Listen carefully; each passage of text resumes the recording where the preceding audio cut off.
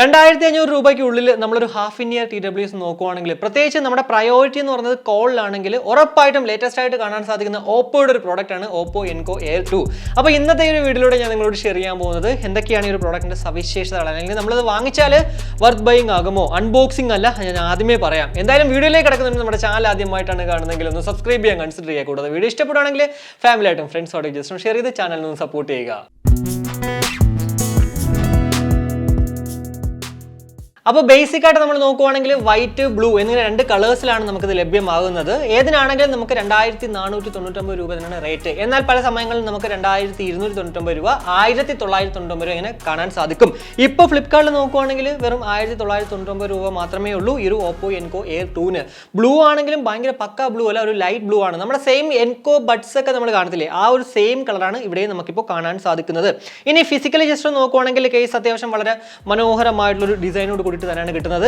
Translucent jelly case ലിഡാണ് നമുക്ക് ഇതിനകത്ത് കാണാൻ സാധിക്കുന്നത്. അതായത് ഒരു സെമി ട്രാൻസ്പെറന്റ് ടൈപ്പ് ആണ്. അതുകൊണ്ട് തന്നെ നമ്മുടെ ഉള്ളിലിരിക്കുന്ന TWS നമുക്ക് പുറമേ തന്നെ കാണാൻ പറ്റും. പിന്നെ നമുക്ക് എല്ലാവർക്കും അറിയാവുന്ന പോലെ തന്നെ ഇത് വെറും ഒരു കേസ് അല്ല, 440 mAh ബാറ്ററി കപ്പാസിറ്റി ഉള്ള ഒരു പവർ ബാങ്ക് കൂടിയിട്ടാണ്. ഈ ഒരു 440 mAh നിന്ന് നമുക്ക് ടോട്ടൽ 24 മണിക്കൂറാണ് പ്ലേ ടൈം ലഭ്യമാകുന്നത്. അത് നമ്മൾ 50% കേട്ടാൽ മാത്രം. കൂടാതെ ഒരു അരമണിക്കൂർ മതിയെന്നാണ് ഈ ഒരു കമ്പനി അവകാശപ്പെടുന്നത് കേസ് ചാർജ് ചെയ്യാനായിട്ട്. അത് ഞാൻ പറയാൻ കാരണം വെച്ച് കഴിഞ്ഞാൽ കേസും ഇയർബഡും കൂടി തമ്മിൽ നമ്മൾ ചാർജ് ചെയ്യാനായിട്ട് വെറും 2 മണിക്കൂർ മാത്രമേ ഉള്ളൂ. അതിൽ 1.5 hours ഇയർബഡുകൾക്കും ബാക്കിയുള്ള ഹാഫ് ആൻ അവർ മാത്രമാണ് കേസിൽ പറയുന്നത്. ഇനി നമ്മൾ ചാർജ് ചെയ്തൊക്കെ നോക്കിക്കഴിഞ്ഞാൽ എത്രയാണ് കറക്റ്റ് എന്ന് പറയാൻ പറ്റത്തുള്ളൂ. എന്തായാലും ഒരു 440 mAh ആയതുകൊണ്ട് തന്നെ മാക്സിമം ഒരു മണിക്കൂറൊക്കെ മതിയാകും ഈ ഒരു 100% ചാർജ് ആകാനായിട്ട്. ഇനി TWSലേക്ക് വരുവാണെങ്കിൽ 13.4 mm ഡൈനാമിക് ഡ്രൈവേഴ്സോട് കൂടിയിട്ടാണ് ഈ രണ്ട് TWS നമുക്ക് ലഭ്യമാകുന്നത്. നോർമലി നമ്മുടെ ഹാഫ് ഇൻ ഇയർ ഒക്കെ കാണുമല്ലോ, ആ ഒരു ഡിസൈൻ തന്നെയാണ്. അല്ലാണ്ട് വലിയ പ്രത്യേകതയൊന്നും നമുക്ക് ഈ ഒരു TWSന്റെ ഫിസിക്കലുള്ള ഡിസൈനിൽ കാണാൻ സാധിക്കുന്നില്ല. 27 mAh വീതം ബാറ്ററി കപ്പാസിറ്റി ഇതിനകത്തുള്ളതുകൊണ്ട് തന്നെ 4 മണിക്കൂർ നമുക്ക് total play time company single ചാർജിൽ പറയുന്നുണ്ട്. അതുപോലെ തന്നെ ഈ ഒരു 27 mAh 100% ചാർജ് ആകാനായിട്ട് 1.5 മണിക്കൂറും കമ്പനി പറയുന്നുണ്ട്. ഞാൻ നേരത്തെ പറഞ്ഞല്ലോ ആ ഒരു കേസിന്റെ കാര്യത്തിൽ 1.5 മണിക്കൂർ ഇയർബഡുകളിലും ജസ്റ്റ് ഒരു 30 മിനിറ്റ്സ് മാത്രമാണ് കേസിന്റെ പറയുന്നത്. അതായത് 440 mAh വെറും 30 മിനിറ്റ് കൊണ്ട് ചാർജ് ചെയ്തിട്ട് ഈ ഒരു 27 mAh എന്തുകൊണ്ടാണ് 1.5 മണിക്കൂർ എടുക്കുന്നത് എനിക്ക് അറിയത്തില്ല.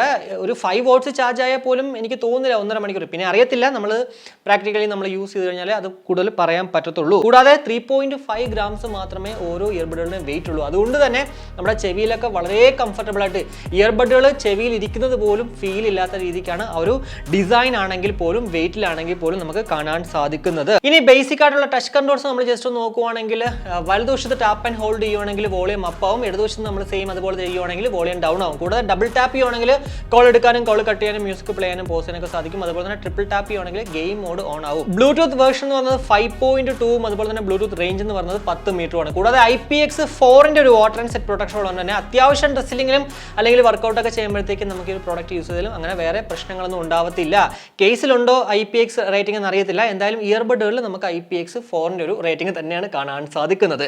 ഇനി AI നോയിസ് ക്യാൻസലേഷൻ ഉള്ളതുകൊണ്ട് തന്നെ അത്യാവശ്യം നല്ല ക്വാളിറ്റിയോട് കൂടിയിട്ട് മൈക്ക് ക്വാളിറ്റിയോട് കൂടിയിട്ട് നമുക്ക് സംസാരിക്കാൻ സാധിക്കും. അത് ഓപ്പോയുടെ ഏതൊരു പ്രോഡക്റ്റ് എടുക്കുകയാണെങ്കിൽ നമുക്ക് കാണാൻ സാധിക്കുന്നതാണ്. അത്യാവശ്യം നല്ല മൈക്ക് ക്വാളിറ്റിയാണ് കേട്ടോ. അതുകൊണ്ട് തന്നെ നിങ്ങൾ 2000 രൂപയ്ക്കുള്ളിൽ അല്ലെങ്കിൽ 2500 രൂപയ്ക്കുള്ളിൽ ഒരു ഹാഫ് ഇൻ ഇയർ പ്രത്യേകിച്ച് കോളിംഗ് പേർപ്പസ് ആണ് നിങ്ങളുടെ പ്രയോറിറ്റി, ഉറപ്പായിട്ടും ഈ ഒരു ഓപ്പോ എൻകോ എയർ 2ലേക്ക് പോകുന്നതിൽ വേറെ ഒരു പ്രശ്നവും ഇല്ല കേട്ടോ. പിന്നെ 80 ms ലോ ലേറ്റൻസി ഒക്കെ നമുക്കിവിടെ കാണാൻ സാധിക്കും. അതുകൊണ്ട് തന്നെ അത്യാവശ്യം ഗെയിമൊക്കെ നമുക്ക് കളിക്കാൻ പറ്റും. പിന്നെ പ്രോ പ്ലെയർ ആണെങ്കിൽ ഉറപ്പായിട്ട് ഞാൻ എപ്പോഴും പറയുന്ന പോലെ ചിലപ്പോൾ നമുക്ക് കളിച്ചാൽ ഭയങ്കരമായിട്ട് നമ്മൾ സാറ്റിസ്ഫൈഡ് ആവത്തില്ല. എന്നാൽ ഒരു നോർമൽ ആയിട്ടുള്ള ഒരു പ്ലെയർ ആണെങ്കിൽ ഉറപ്പായിട്ടും ഈ ഒരു 80 ms ഒക്കെ ധാരാളമാണ്.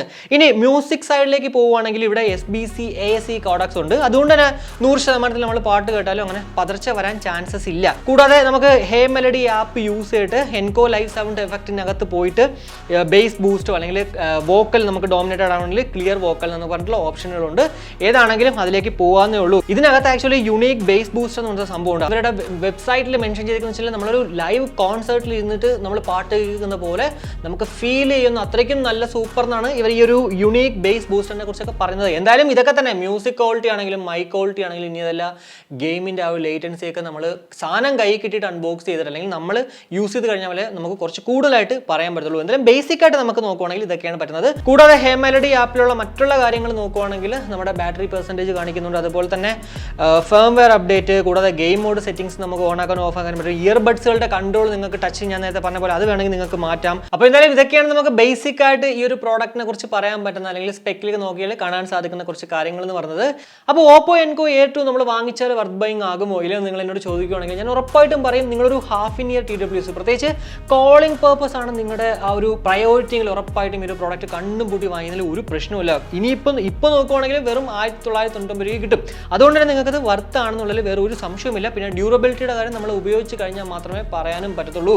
ഓപ്പോയുടെ അങ്ങനെ വലിയ പ്രശ്നം ഇതുവരെ വരാൻ ചാൻസസ് ഇല്ല. ഇപ്പോൾ ഓപ്പോ എൻകോ ബഡ്സ് ആണെങ്കിൽ പോലും നമ്മൾ എന്താ പറയുക അൺബോക്സ് ചെയ്തിട്ട് ഇത്രയും നാളായി ഇതുവരെ വേറെ ഒരു പ്രശ്നവും അതിന് വന്നിട്ടില്ല എന്നുള്ളതാണ്, സ്ഥിരം യൂസ് ചെയ്യുന്നുണ്ട്. എന്തായാലും ഈ ഒരു വീഡിയോയിലൂടെ ഓപ്പോ എൻകോ എയർ 2നെ കുറിച്ചിട്ടുള്ള ഏകദേശ ധാരണ നിങ്ങൾക്ക് ലഭ്യമായല്ലോ. ഈ ഒരു വീഡിയോ ഇഷ്ടപ്പെട്ടെങ്കിൽ നമ്മുടെ ഫാമിലിയായിട്ടും ഫ്രണ്ട്സോടെ ജസ്റ്റ് ഷെയർ ചെയ്യുക, കൂടുതൽ ലൈക്ക് ചെയ്യാനും കമന്റ് ചെയ്യാനും മറക്കണ്ട. സബ്സ്ക്രൈബ് ചെയ്തിട്ടില്ലെങ്കിൽ ഉറപ്പായിട്ടും സബ്സ്ക്രൈബ് ചെയ്യുക. അപ്പം മറ്റൊരു വീഡിയോ കാണുമായിരിക്കും. ബൈ.